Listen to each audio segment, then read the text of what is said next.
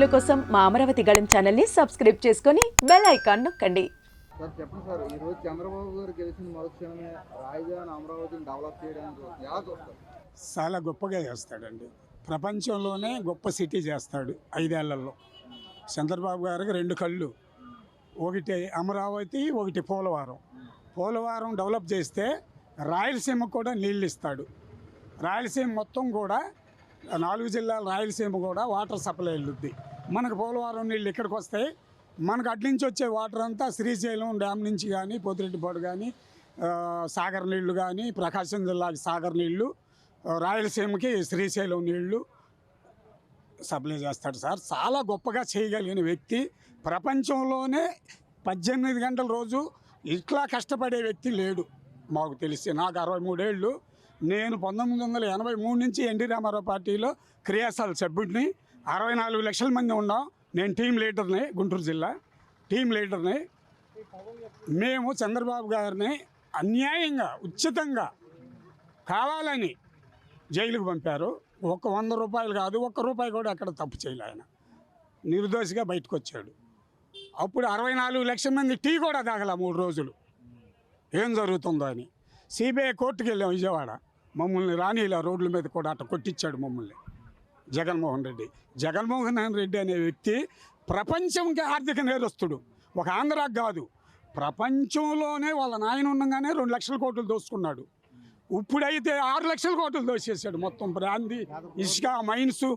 ప్రభుత్వంలో రాష్ట్రాన్ని అభివృద్ధి చేయడానికి చేయడు, డబ్బులు లేవని చెప్పి అన్నారు కదా. లేడు, చేయడు. అతను రాగానే ఔటర్ రింగ్ రోడ్ అని ఇవన్నీ ప్లాన్లని ఎలా ఈయన ఆర్థిక నేరస్తుడు కాదు, దోసుకోడు.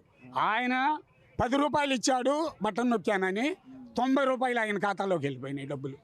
మన రాష్ట్రంలో కాదు, ప్రపంచంలో దావుదిపురం కూడా పనికిరాడు. ఈ ప్రపంచానికే ఇంత ఆర్థిక నేరస్తుడు అసలు లేడు, ఇండియాలో లేడు. ఈసారి ప్రపంచంలోనే ఇక అంత డబ్బు గల్ల నేరస్తులు లేడు. గంజాయి మాఫియా బిజినెస్ వాళ్ళ ఎమ్మెల్యేలంతా కాకినాడ ఏంది, పెద్దిరెడ్డి రామచంద్రారెడ్డి ఏంది, వీళ్ళందరూ గంజాయి మాఫియా లీటర్లు. వెంకటేశ్వర స్వామి గుడి తిరుపతి అన్యాయం చేశారు. పైన కొండ మీద గంజాయి అమ్మారు. సరైన భోజనాలు పెట్టల. అట్లపెట్లు ధల్మారెడ్డి అనేవాడు అట్లపెట్లు దోలేడు మినిస్టర్ల డబ్బు. అందుకే ముందుగానే మానేసి వెళ్ళిపోయాడు. ఇప్పుడు ఇక్కడ 20 మంది ఉన్నారు లిస్టులో, చంద్రబాబు గారి లిస్టులో. ఏది నేరస్తులు, ఐఏఎస్లు, ఐపీఎస్లు. వాళ్ళు ఇల్లు ఐఏఎస్ ఇల్లు తీశారు, వీళ్ళు తప్పని చేసి. ఐపీఎస్ ఇల్లు తీశారు. అర్థమైందండి. చాలా వాళ్ళందరూ ఏంది బెదిరించారు. వాళ్ళని బెదిరించి పని చేయించుకున్నాడు. రాజధాని ఎలా ఉండబోతుంది? చాలా గొప్పగా ఉంటుంది. ప్రపంచంలోనే నెంబర్ 1 రాజధాని అవుద్ది. మోదీ ఫైనాన్స్ మినిస్టర్ నిర్మలా సీతారామన్ మాట ఇచ్చారు. 1,00,000 కోట్లు ఇవ్వబోతున్నారు అమరావతికి, పోలవరానికి. ఆర్థిక రోడ్లకు కానీ, చెరువు మరామత్తులకి. ఈ 5 ఏళ్లలో ఒక కాలంలో ఒక బకెట్ పూడకి తీయలే ఎవరు ఇరిగేషన్లో. ఇవాళ నిమ్మల రామానాయుడికి ఇచ్చారు. బ్రహ్మాండంగా అభివృద్ధి చేస్తా మొదలుపెట్టాడు పని.